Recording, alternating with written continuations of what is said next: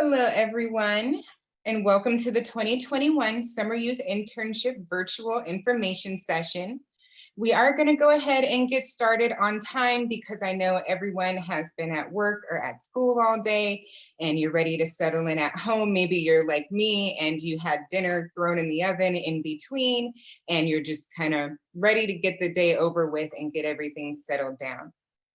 So my name is Ruby Butler. I am the CDBG coordinator for the city of Mesquite, and I will be the program administrator for the youth internship program. And then also with us is Michael Schlegel from our Neighborhood Vitality Department.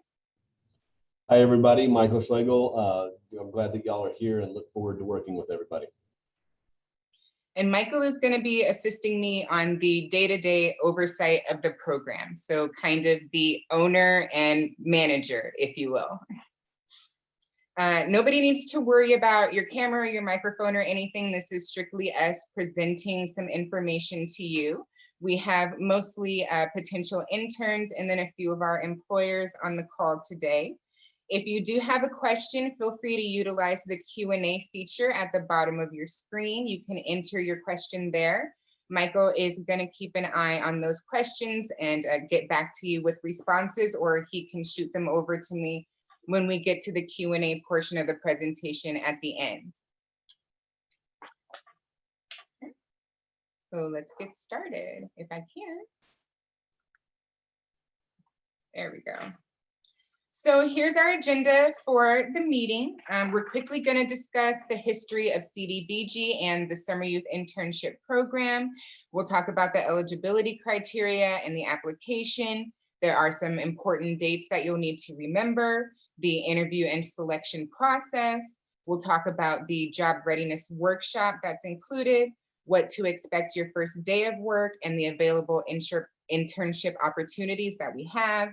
And then for the employers on the call, we'll talk about the requirements to have an intern and the agreement you'll enter into, the employment limitations in the state of Texas when working with minors, and then also, like I mentioned, that Q&A portion, and we'll also talk about what the work schedule is allowed in the state of Texas for minors. So the Summer Youth Internship is funded by the Community Development Block Grant, or CDBG for short. And this is an annual grant that the city of Mesquite receives from the U.S. Department of Housing and Urban Development, or HUD. CDBG began in 1974, and it was reauthorized or reaffirmed by Congress in 1990. This is not a new grant for the city of Mesquite. We actually received it first in 1994. And the purpose is to provide communities with resources to cover a wide variety of needs that benefit low to moderate income individuals and families.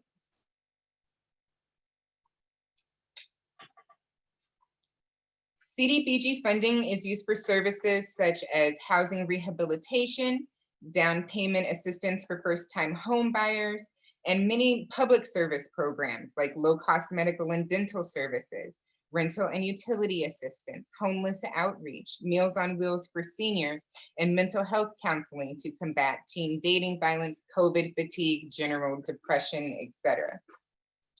Of course, it also funds the Summer Youth Internship Program. This program first began in 2017 as an idea from our housing staff. To date, more than 30 MISD students have completed the program, each gaining experience from local businesses, industries, and city departments. They earn letters of recommendations from their employers and are recognized by the city manager during a luncheon at the conclusion of the program. The program was canceled last year in 2020 due to COVID-19.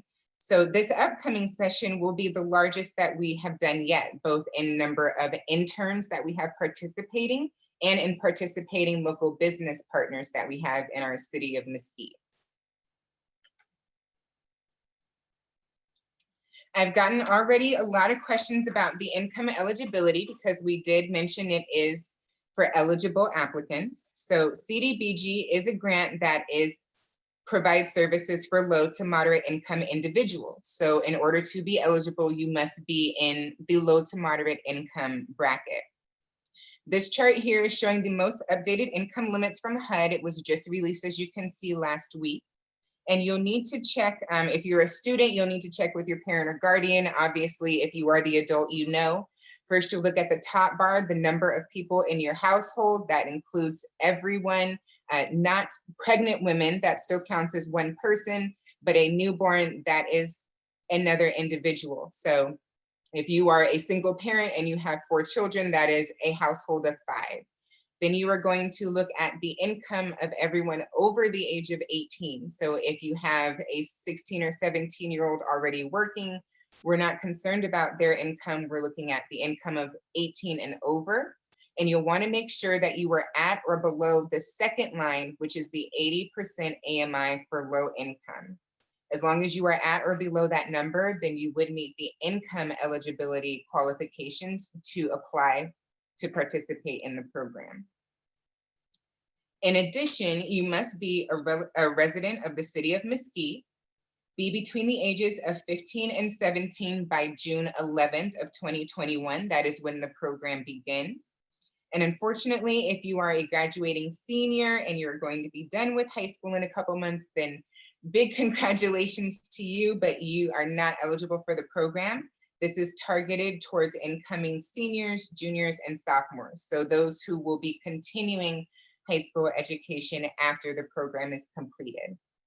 You do not have to be an MISD student to participate, but you must be enrolled in some type of accredited school, whether that be a neighboring school district or some type of online schooling or whatever that is.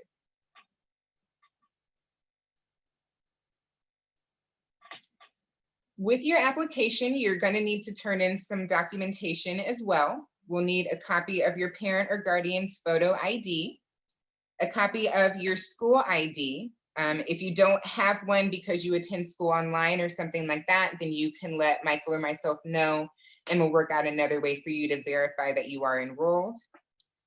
A copy of your social security card or authorization to work. A current utility bill, like your electric bill or your water bill, to establish that you do live in the city of Mesquite. Proof of age documentation, like your birth certificate, your ID, if you have your driver's license already. If your parent or guardian or anyone else over the age of 18 living in your home, from your parent or guardian, we will need their 2 most recent pay stubs or documentation of their income. So if they are currently receiving unemployment or some other type of benefit, Social Security, a copy of your most recent award letter. And if you're working, then a copy of your most 2 recent pay stubs. And we do also need copies if you're collecting child support as well. We will need a copy of your most recent report card. And then lastly, a letter of recommendation from a teacher. And the letter can be emailed directly from the teacher to myself or to Michael. The other documents you can make copies and turn in with your application, or you can bring the originals to our office and we'll make copies and give you the originals back. There is a note at the bottom that applicants who submit late or incomplete applications will not be considered. So there is a hard deadline for when these are due. You're welcome to turn them in early if you want, but we can't take anything late just because from then on, the whole process will move so quickly.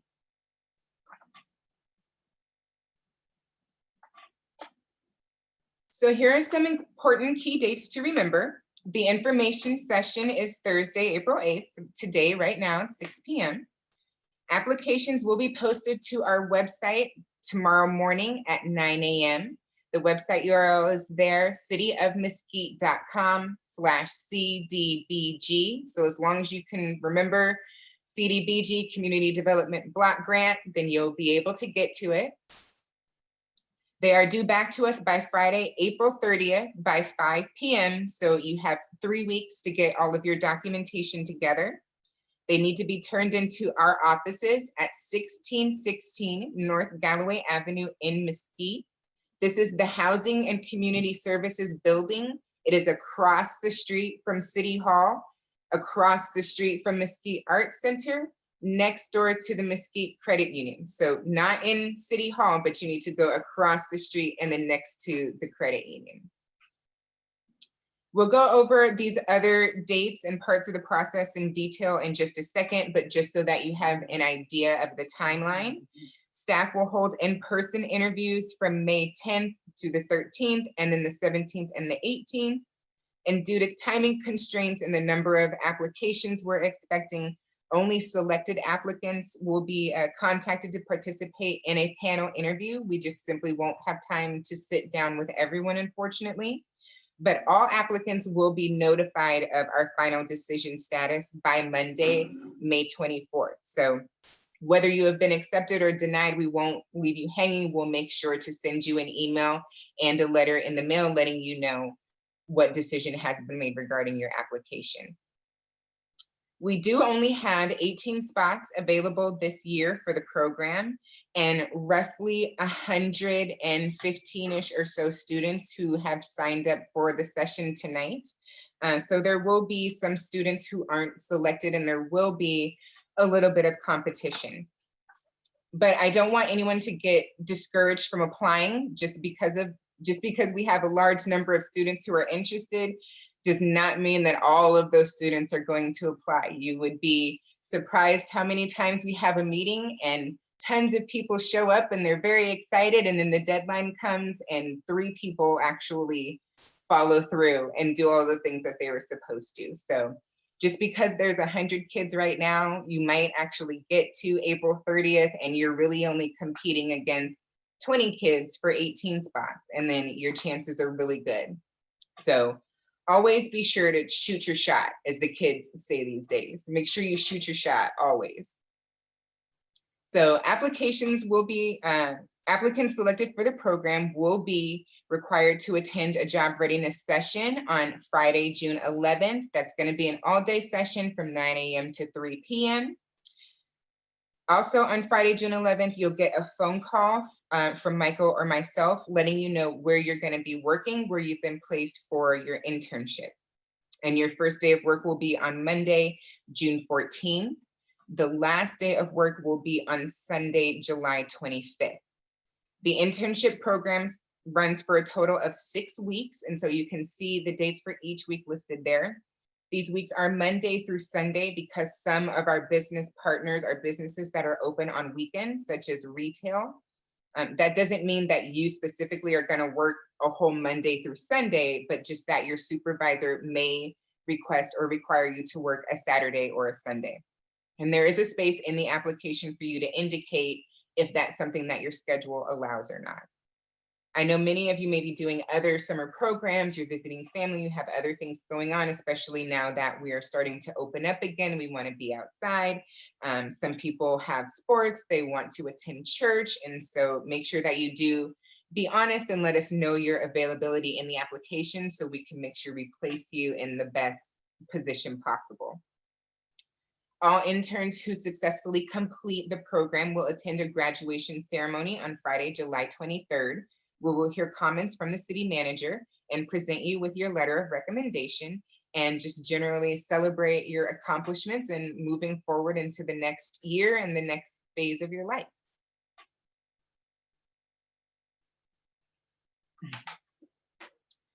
The interview and selection process. So interviews will be held between May 10th and 18th.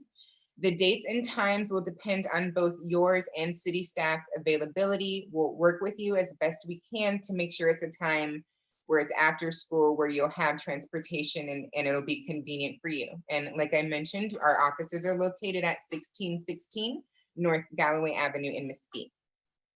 This will be a panel interview as seen in the photo here, but I promise we are much nicer than these people. They look a little bit grumpy, like maybe they didn't have their coffee that morning.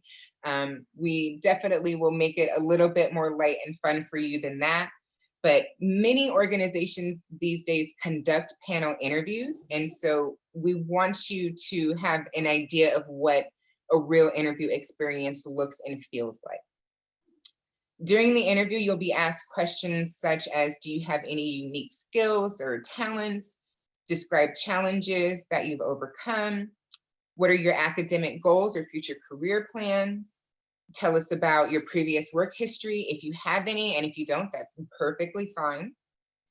We'll ask you about your transportation to and from the internship, because City of Mesquite, we do not provide transportation. As I mentioned, we're partnering with businesses and multiple city departments. And so it would just be too much for Michael and I to coordinate getting 18 kids from their house to their job site and back again every day. So it will be on you to ensure that you have reliable transportation to and from work, and that you'll be able to maintain that work schedule that you're provided.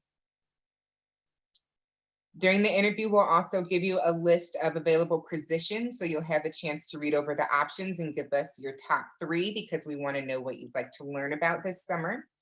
And if you have any accommodations you'd like to request, maybe you have a sensitivity to computer screens or fluorescent lighting, if you can't walk long distances, if you have asthma, so you need to be indoors away from pollen, all of those are things that if you would like accommodated, we'll give you a chance to let us know. The purpose of this interview is for us to learn more about you, so we can determine who's going to be the best fit for the different positions we have, because we want you to enjoy the program. We want you to enjoy the internship and enjoy your summer. We don't want to pick someone who is really outgoing and a people person and loves to be in the sun, and then we stick them inside behind a computer in a corner all day and they're miserable and they stop showing up after the first week, right? Then that's not fun for the intern or for the employer. So we want to make sure that we're matching everybody with something they're going to be excited about and feel really good about.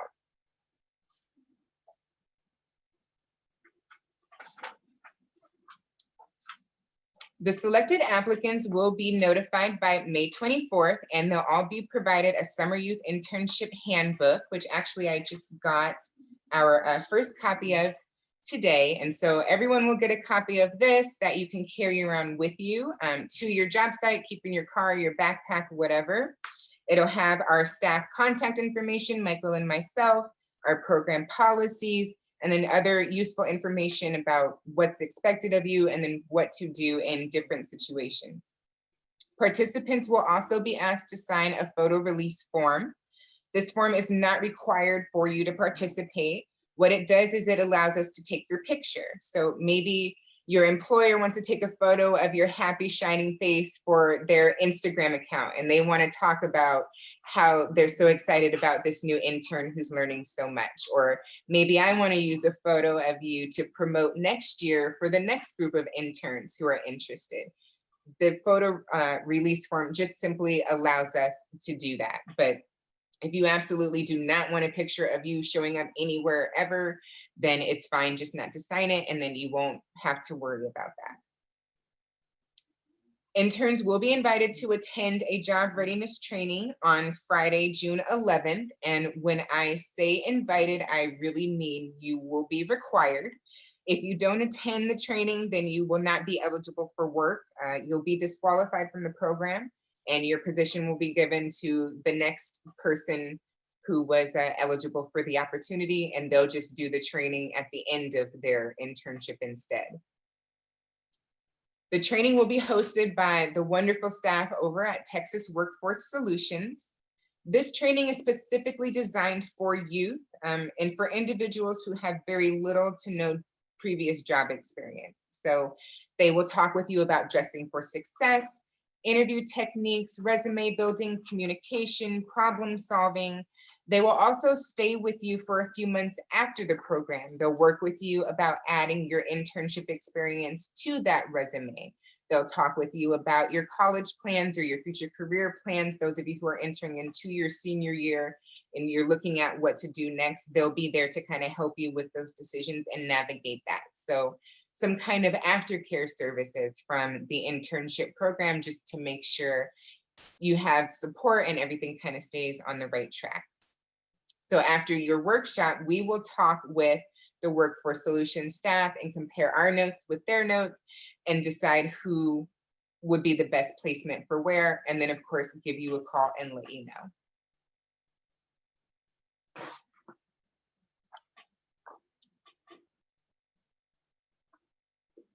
So like I just mentioned, the job readiness training on that same day, we'll give you a call and send you an email. So 2 ways of communicating, letting you know where you'll be working. We'll go over a brief job description. If there are any special instructions the company gave us, we'll let you know then. We'll tell you when, where to show up, who you're looking for. This will be your opportunity to ask any questions or voice any concerns about the job. If there's something about it you just really don't like or you're uncomfortable with, maybe you decided you don't want to do it anymore, then it would be a lot easier for us to make those changes on that Friday than wait to find out on Monday when you don't show up. So we will talk with everybody individually and make sure you're comfortable and excited about it and see if there's anything that we need to discuss. The internship will officially begin on Monday, June 14th. You'll report directly to your workplace. So don't come to our office unless you've been assigned there, because 2 lucky people will be assigned actually to work in my department and then also our volunteer services department, which is in the same building. So 2 of you will come here that Monday. The rest of you will go wherever we told you in that conversation Friday. At that point, you become an employee of that company. So some of you will become official City of Mesquite employees. Some of you will become official employees of wherever your internship is. So if you have questions about what to do, you'll want to contact your direct supervisor. If you're going to be late, if you need to switch shifts, if you're scheduled on a day where you already had plans, all of that, you'll need to contact your direct supervisor. If it's a big concern, maybe your boss has asked you to do something illegal. If they've asked you to, you're 15 with no license and they told you to take the car around the corner, then yes, please call Michael immediately and let us know so that we can step in and mitigate the situation. But if it's something like they asked me to work until 7 and I want to be off by 5 because we were going to the movies, then you need to talk with your supervisor about that because you are their employee. Also remember that these companies are volunteering to have you there. They're not getting paid for these internships or for the staff time they're putting into training you or providing oversight for you or anything like that. They're doing it simply because they want to support our youth and they want to be involved in the community. They want to see the next generation succeed and help you start building a future. So they are there to help you. And I'm sure in any situation, most situations, they'll be more than flexible because they're just as excited to have you coming into the program as you are to join.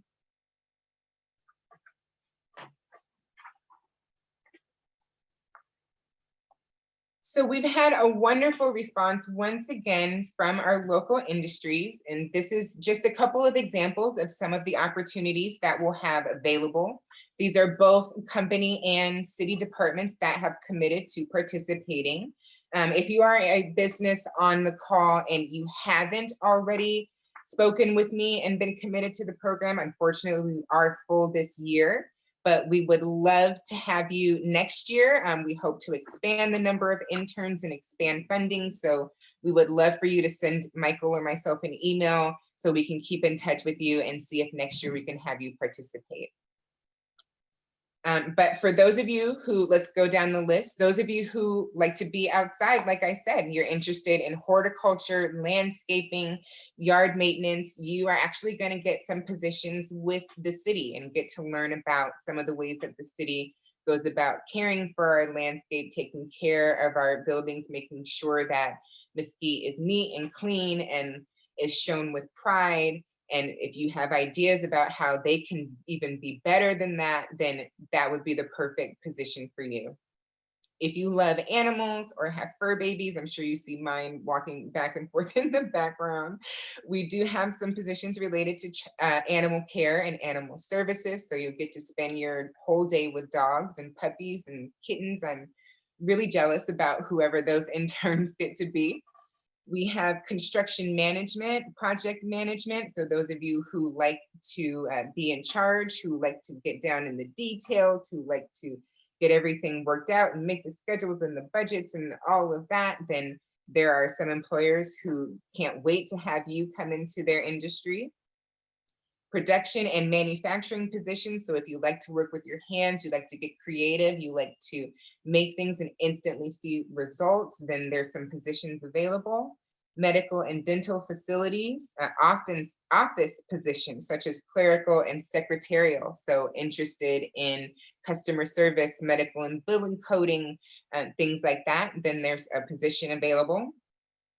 For those of you who want to help the community, you want to help at-risk people or low-income people or homeless people, people in need, anything like that, then community services. If you're interested in housing, we have some positions available there as well. You'll get to learn about different programs, how they operate, how they're funded, the people who utilize them in Mesquite, all kinds of interesting things you wouldn't even realize are being documented here. We also have customer service positions. This is for cashiers or ticket taking, people who like to interact and talk and just be out and with everyone. And then finally, culinary arts. So if you're interested in cooking or food services, being in the kitchen, then there are some positions related to that available as well. So a wide variety of options to meet a lot of different interests and personality types and future careers. Of course, you can have one internship and the skills learned there might transfer over to another. So really good opportunities for a lot of students this year. We're very excited.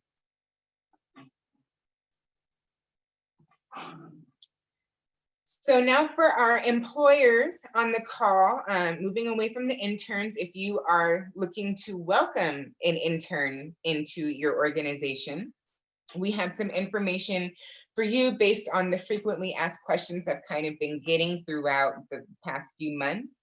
Firstly, we want to thank you for attending tonight. We definitely appreciate your interest. We want to thank you so much for agreeing to participate and share your time and your skills and your experience with these students.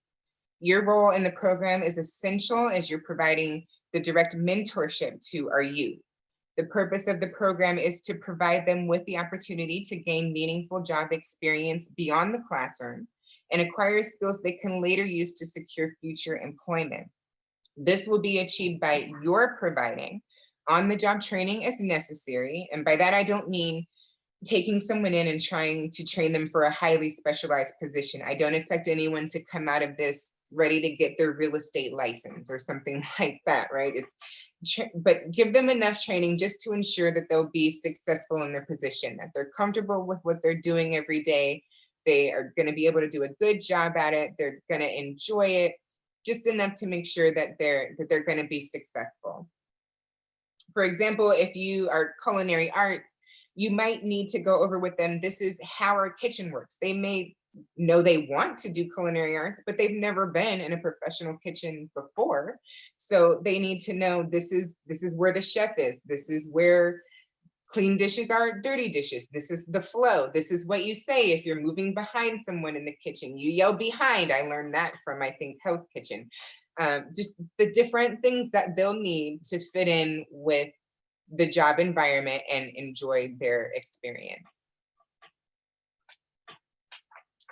You'll also be providing the day-to-day tasks that align with the job description provided to staff. So everyone provided a brief description of what they'll be asking their interns to do on a day-to-day. The last thing that you want is a bored intern who's just sitting on their phone texting or going through TikTok or Snapchat or whatever it is that they're doing. So make sure that you have things for them to do and that you're sticking to that job description that you provided to staff. You don't want to stray from that too much without contacting Michael and making sure that it's something that's eligible. And then most of all, you're giving them mentorship, the direction, that support, advice, motivation, coaching. These are things that are going to help them complete the program successfully. The saying goes, people do not quit jobs because of a bad organization. It's because of a bad manager. And so the opposite of that is people stay with jobs because of a good manager, because of someone they enjoy. So they're going to get that much more out of the internship and enjoy it that much more if they're really building that rapport with you and really feeling like you're taking the time to teach them and they're really learning something and getting something from it.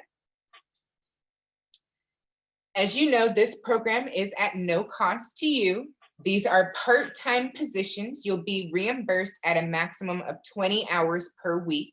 So interns can work less than that, but we really, really want to see everyone treated the same. So everyone will be paid the same $10 an hour. And we really want to see employers make their best effort possible to get to that 20 hours per week. If you do go over that, then that's going to be at cost to the business. We are maxed out our funding at 20 hours. So if you have an intern who works 21 hours in a week, we will reimburse for the 20, but that extra hour would have to be at cost to you.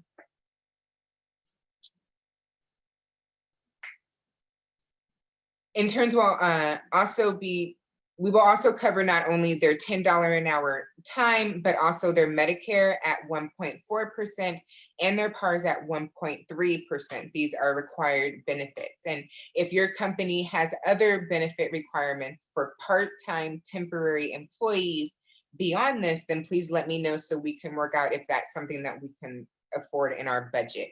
But to my knowledge, most agencies just require for, again, part-time temporary employees, the hourly salary, the PARS, and the Medicare, which we will cover at the percentages on the screen.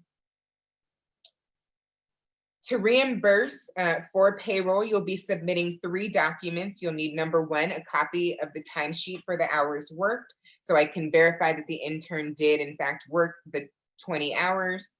A copy of the intern's pay stub, so I can verify you then paid them for the 20 hours that were worked, and then a simple invoice on your letterhead asking for this amount of payment for the Summer Youth Internship Program. Those 3 documents will be submitted directly to me bi-weekly, and there's a schedule posted there. So the first 2 weeks of the program, the 15th through the 28th, or I'm sorry, 14th through 27th, you'll submit July 2nd, 28th to the 11th on the 16th, and the 12th to the 25th on the 30th. We do not pay a holiday pay. So if you have an intern scheduled for July 4th, we will pay the standard $10. That $5 or however much overage would have to come from the company. Again, simply because it's not something that we have in the budget for all 18 interns, and we want to make sure that everybody is treated fairly.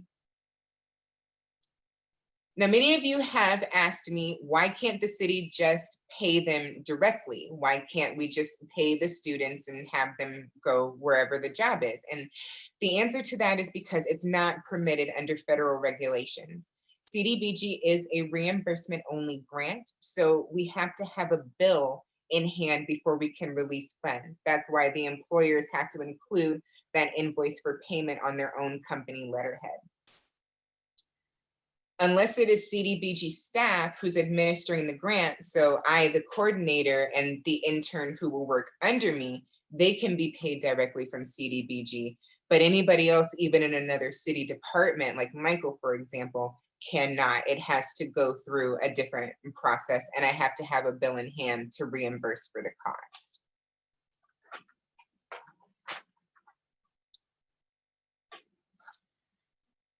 So employer policies, interns are going to be your company employees. So your normal internal policies do apply. This includes your standard training, your progressive discipline, and then however you typically track your work hours.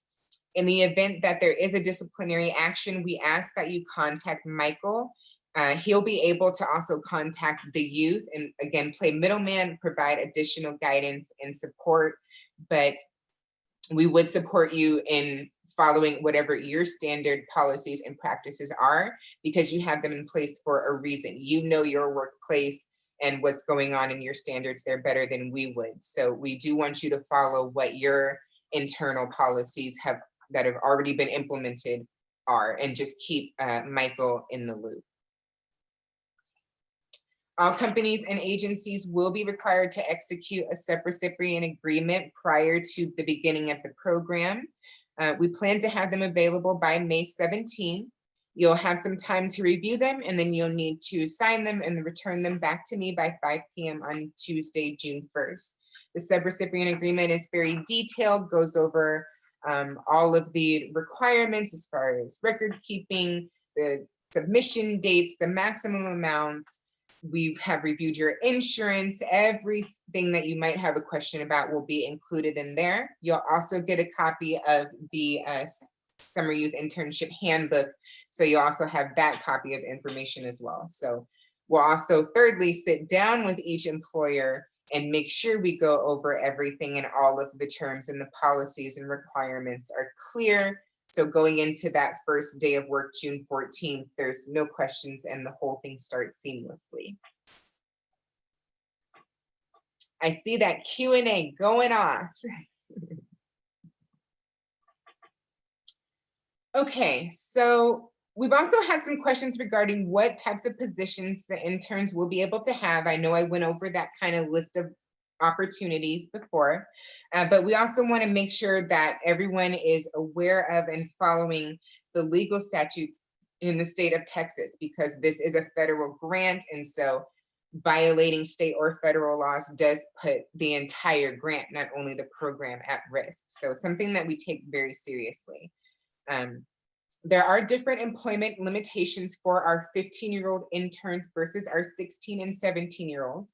And for that reason, I do have to say priority will be given to eligible 16 and 17-year-olds over 15-year-olds. That is simply because they are moving more closely to that graduation where they are thinking about career and college, and they will be able to do more activities at these internships. And so we'll vet everyone equally, but they do get priority if you're 16 or 17. And then obviously, once those positions are filled, our next eligible 15-year-olds will be next in line. So 15-year-olds specifically, they will not be eligible to work in any distribution centers or any occupation requiring performance of duties in workrooms or workplaces where goods are manufactured or mined. No operation of motor vehicles, of course, nothing in connection with transportation of people. Again, no warehouses except for doing office work, but no working out in the actual warehouse, in the storage where the items are kept. No communications or public utilities, nothing with construction whatsoever. No work around boiler rooms or engine rooms in connection with maintenance or repairs, outside window washing, and then most importantly, because we do have some culinary positions, cooking and baking, including occupations involving operating, adjusting, cleaning, whatever to do with power-driven food slicers, grinders, choppers, cutteries, mixers, freezers, coolers. So essentially our 15-year-olds are being kept out of the kitchen. And then lastly, loading and unloading goods to and from trucks, railway carts, conveyors. So if you are 15, there are going to be a couple of positions that just simply won't be available to you due to Texas state law. But these are some examples of the type of positions you will still be able to participate in. So such as retail, right? And office and clerical work, cashiering. We mentioned we had some cashier and ticket taking positions, selling, modeling, price marking or tagging, bagging and carrying orders, errand or food delivery, cleanup work, which we mentioned we also had some maintenance or yard maintenance positions with the city if you were interested in being outside. And then some other kitchen work regarding beverages and cleaning, washing vegetables and fruits, things like that. Very light kitchen work that actually is done away from the kitchen, usually in a separate area. And then work in connection with cars, only adding gasoline or washing the vehicle, not getting into the vehicle. So again, some limitations to where we will be able to place you, but still some options.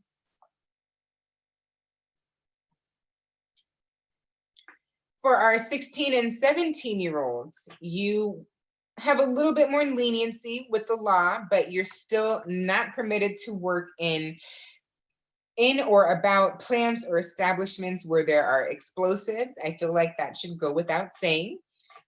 Involvement in driving a motor vehicle or being an outside helper, coal or other mining, logging and sawmill. I mean, these are things that we would not ask you to be doing realistically anyway. Manufacturing brick, demolition, and roof work. So really, in terms of the internship program, no limitations for you. You'll be eligible for any of the positions that you've seen that you're interested in.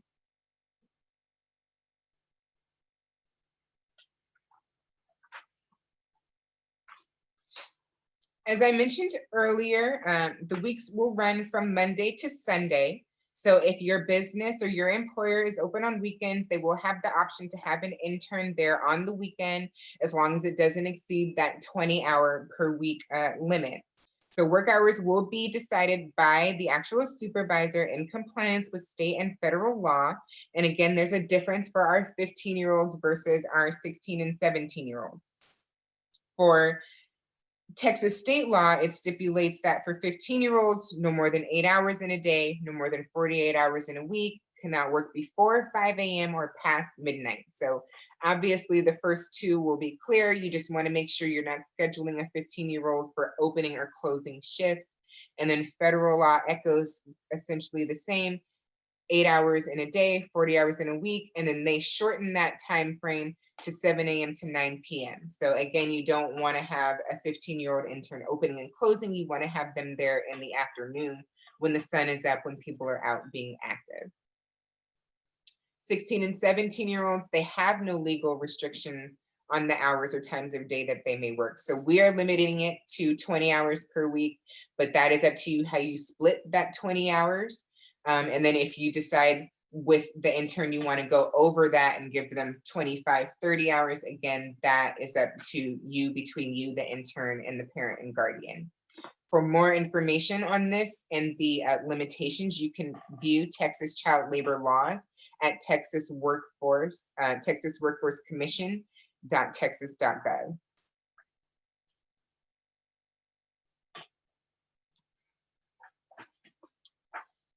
Okay, how are we doing on time? Pretty good. Hoping to be out by 7. So I know we've reached the Q&A portion of the presentation, and the first thing that I'm gonna do is go to Michael and see if there are any questions remaining from the chat room. Yes, there are a few questions here that I was gonna go ahead and let you handle. Okay. So one of them, and I forgot this one at the top actually as I started scrolling down. One of them is, did you say 15 by June 11th? Yes, so they must be at least age 15 by June 11th, the first day of the program. So if you're 14 now, but you'll have your birthday before then you can still apply.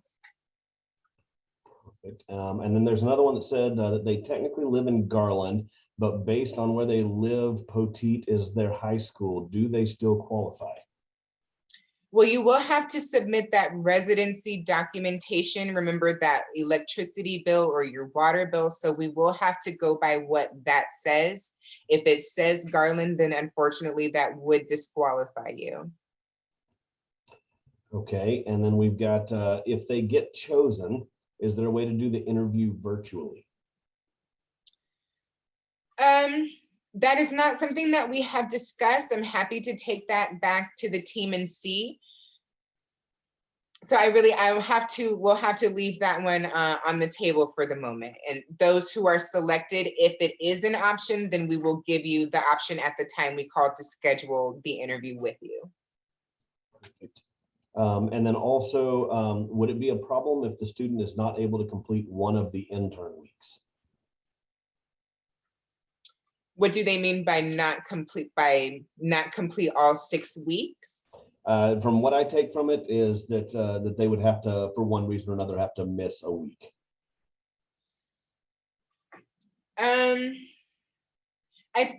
Because this is kind of competitive, we have so many students who have been interested. We would prefer students who are able to take advantage of the entire opportunity. I would hate to have someone miss a week of the internship and then that spot is just empty when there's another student who is sitting at home and they could have used that space. So I think just because we can only serve 18, and like I said, there's been over 100 kids who have said they want to do it. I think that you should be committed to participating for the full 6 weeks of the program. Absolutely. Okay, and then also, what kind of dress code would there be for the interview? For the interview, it is like we said, we want to mimic a real life interview. So it would be business. You would want to wear a suit, a dress, a tie, a button up, not necessarily, 6-inch heels to the nine, but you would want to dress up. You would want to look professional.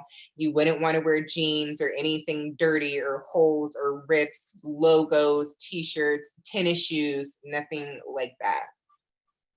Perfect. And then somebody asked also, can they use tax forms instead of paycheck stubs, or is it limited to just paycheck stubs? You can submit your most recent tax documents, yes. Perfect. And then we've gotten quite a few more since we started answering questions. Where is the application located? I will show you the link on the next screen. I did mention it early. It's that cityofmesquite.com/CDBG. It will be posted beginning tomorrow morning at 9 a.m. So give me a chance to get in the office and get everything uploaded. But by 9 a.m. tomorrow, it should be, as soon as you go to /cdbg.com, the first thing you'll see is the application. Wonderful. Okay. And then I turned 15 June 12th. So does that mean I am disqualified? Unfortunately, yes. We'll need to, the program starts on the 11th with that workshop. And so we'll need everybody to be compliant with the requirements, which is at least 15. But that means you still have 2 more years that you can apply. Absolutely. Absolutely. Okay. We've got, I'm late. Could you go over it again? This would be a good opportunity for you to let them know where they can get information about it again. Well, I can't go through the whole thing again because it was about 45 minutes, but we are recording, and so it will be available for viewing later. If there was something that you missed, you want to go back and hear it again, then also on that same page with the application, once it's ready to go, we'll have the video there.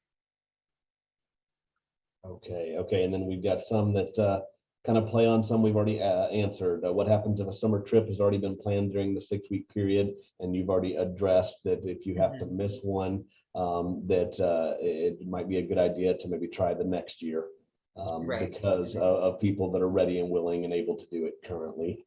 Yes. Will you have all this information located in the website or somewhere else, which you just answered about that? Let's see here. The person asking about the virtual interviews has responded and said because they'll be out of town the week of the interviews are being hosted. But you have addressed when we discuss that as a team, what we come up with, we'll let everybody know. Right. And then it looks like there's 1 or 2 more. Does the teacher recommendation have to be from a current teacher, or can it be from a previous teacher? A previous teacher is fine, but it must be a teacher that you've had, not a teacher that you kind of know, but someone who has actually taught you this year or in a previous year and is familiar with you and your work ethic, then that's fine. Okay, perfect. And 1 more, it looks like, if my parent hasn't finished their 2020 taxes yet, can they submit their 2019 tax form? Yes, we understand because of COVID that I haven't even done my taxes yet. So 2019 is fine. We will not take 2018. That's too old. But 2019 is submissible for the application. Perfect. And that is all. Okay. Oh, wait, just got a late question. One straggler. Document should be submitted in person or by mail? So if you need to make copies of if you don't already have a copy of your birth certificate, your driver's license, etc., then you'll want to come in person so we can make those copies for you. If you already have access to that, then you can go ahead and submit it via email. Just make sure that all of those documents and attachments are there. They're legible, they're not too dark, they're not smudged, we can actually read it. Then submitting it via email is fine. Hold on, we got 1 more. Could dual credit summer school conflict with getting the internship?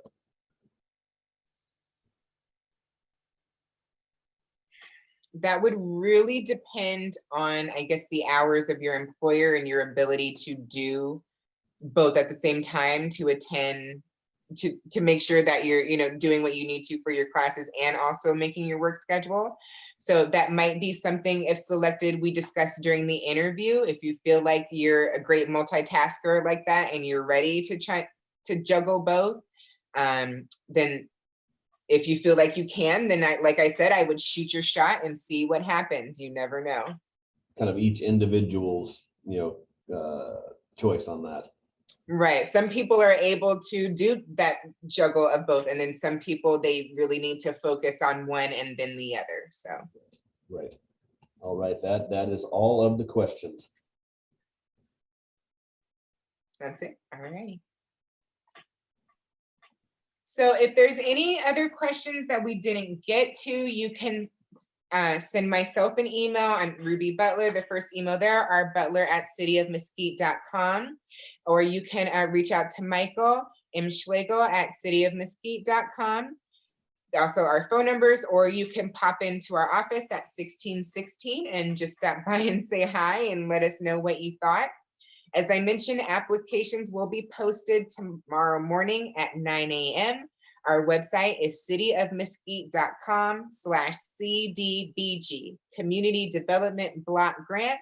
They'll be there able for you to download, start completing, and you can submit them either via email or dropping them off at our office. So I want to thank everybody so much for taking the time tonight. Thank you, Michael, for assisting me.